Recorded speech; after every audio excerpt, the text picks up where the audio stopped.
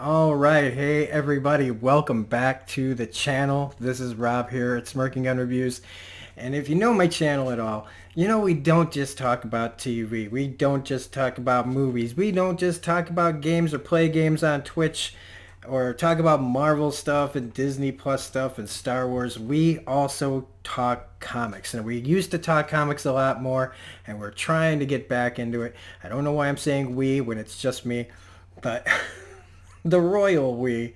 And today we are going to be talking about a specific comic today, and I'm hoping that as I get more and more into talking again, it'll be easier to make these videos, because I got really disheartened over the last year and a half talking comics. I got my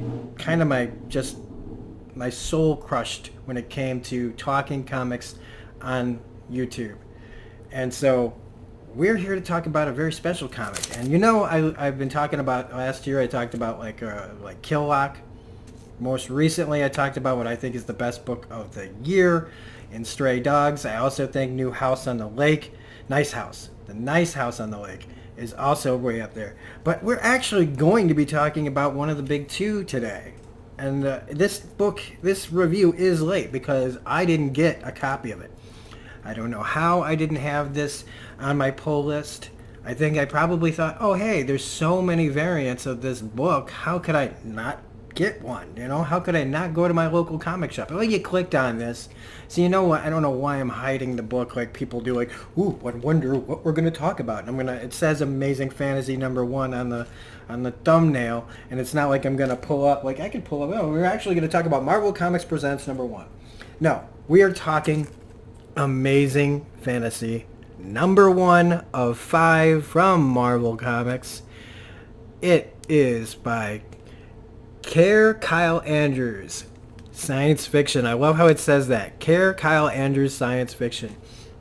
Now, why are we talking about this book? Because when I first heard about this, right, I was like, all right, I get it. It's a take off of the original series that they did, Amazing Fantasy. It's where Spider-Man got his, first appearance. I think that was the very last issue of Amazing Fantasy was his first appearance. But why are we talking about this?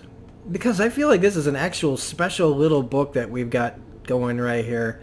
And first off, of all the variants and stuff, this to me is the best cover, just the regular cover. I love this art. I love this, how this looks like a pulp science fiction novel from the 70s, even the 80s.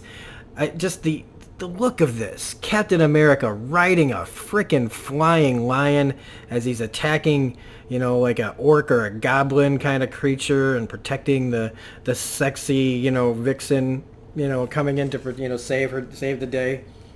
But I didn't know what really to expect from the inside. I actually didn't know that the cover was actually going to match the story. I thought maybe this is just, one of those misleading covers that gives you a really cool idea and then in the inside just give you something completely different.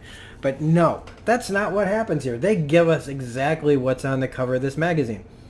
And maybe this is not going to be for everyone, but this gives us a pretty interesting little universe that they're going to tell in only 5 issues. So I would say that, how do you do that? But then look at Stray Dogs. It was just out. 5 issues, and they nailed it. They didn't just nail it. They knocked it out of the fucking park into another park 200 miles away. So what's Amazing Fantasy about? Well, it is telling 3 stories. 3 separate stories. One with Captain America, one with Black Widow, one with our own amazing Spider-Man, Peter Parker. Now, How do they all connect? Don't know. But I feel like they will all be connecting. So, in each of these stories, it's just the beginning of how Cap, Black Widow, and Spider-Man end up in this fantasy world. Now, we're going to get into some spoilers on this, so we're going to press pause really quick and come back and show you guys this book. Alright, so I still don't have any real fancy cameras and anything hooked up, so I can't really show you guys perfectly the way other channels get to, give you that overhead look. I'm working on that. I actually did one recently, but the audio was so bad that I couldn't even release it. It's for the Nice House on the Lake too, and I was really excited to release it, but the audio I got to figure that out, how to match what I'm showing you. But our first story is just, Cap, on a ship in World War II, and he's, trying to help these guys across, trying to, encourage them because they're all being chased by U-boats. And on this boat, it gets blown up, and Cap goes under, and he's trying to save everybody. And in the very last panel here, you see Cap trying to, I got to learn that perspective right there. A big-ass fish takes him and swallows him. Next thing you know, first off, this. I don't care if it's just a title card, but this is like when you open up, Tinian's Something is Killing the Children, and you get to that page. This is amazing. It makes me think of the show Amazing Stories, but I love this kind of big, over-the-top splash page. It's gorgeous. It's gorgeous, and it makes me excited and happy to read what's going on. So we end up with Cap on a beach. Doesn't know how anything is what's going on, how he got there, but there's a big flying lion, and it itself is picked up by a great big flying dragon lizard, and he throws his shield at it and hits the creature. Meanwhile, we go to Black Widow, and she's training. I also want to say that I really like this art. There appears to be 3 different art styles going on. But, so Cap's is very, very colorful. Very, very colorful. Hers it kind of reminds me of a little bit of the art from Noir Spider-Man. It's a little more muted a little more noir looking. Where she's training.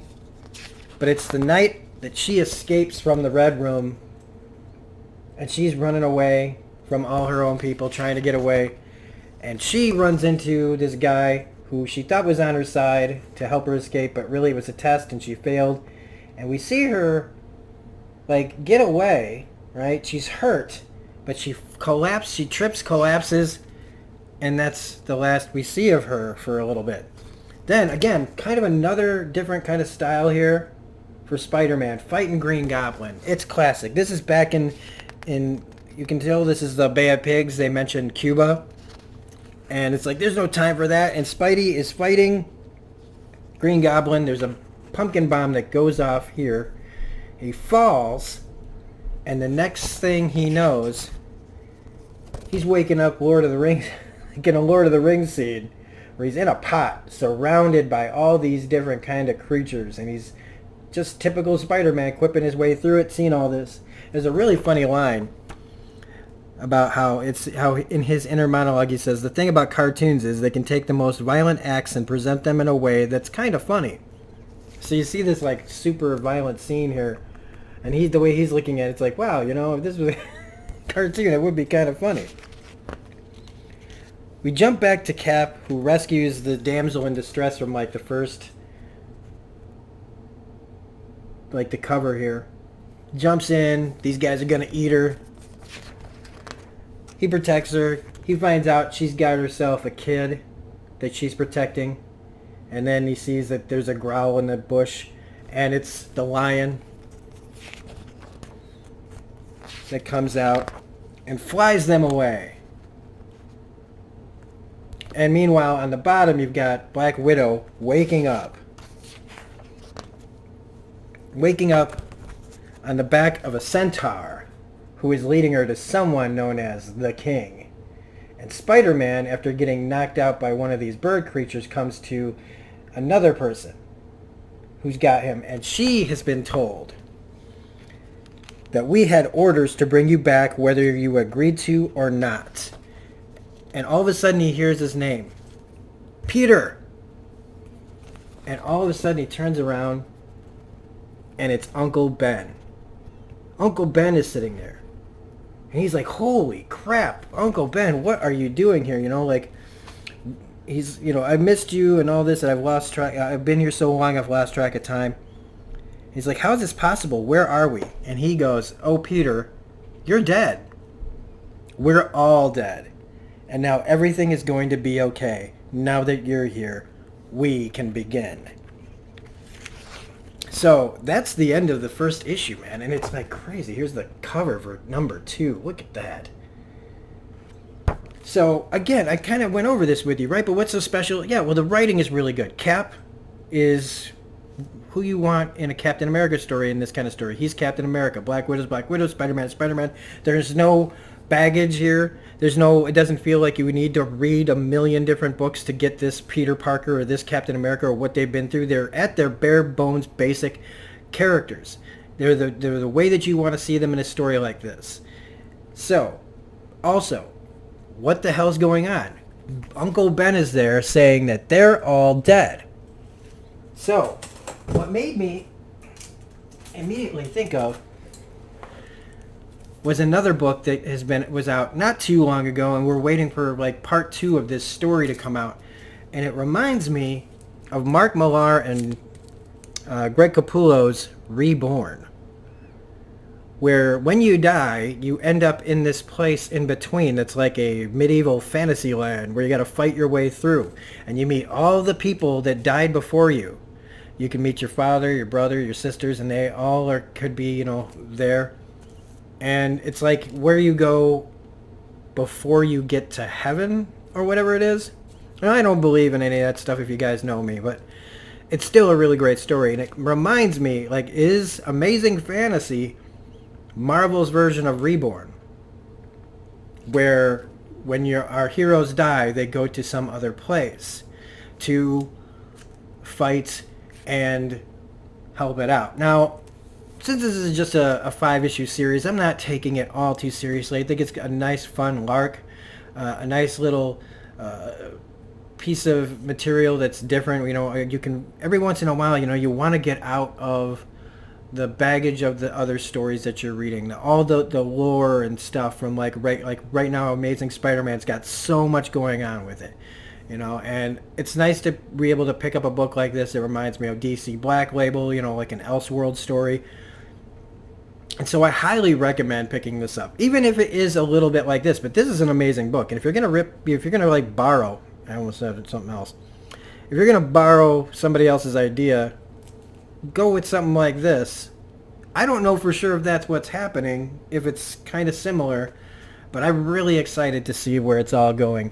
And I highly recommend you guys pick it up, either in the trade if you can find yourself an issue, or start reading online, however you get your subscription service. You've got Marvel Unlimited or something like that. Definitely hit up your local comic book shop. So that is my opinion on Amazing Fantasy #1. Great art, great writing, great idea. Again, even if it is borrowing from Marvel's or from Image Comics' Reborn series by Mark Millar and Greg Capullo, I don't really care, because this is a fantastic first issue and I can't wait to see where they're going with the other 4. So if you like this review, please hit the like button, comment, share, hit the bell for all notifications. Otherwise, this is Rob saying have a great day. Keep reading comics. Go to your local comic shop, support them, go to their online stores, however you consume comics, keep reading, and we'll see you on the next video. Peace out, everybody. Bye.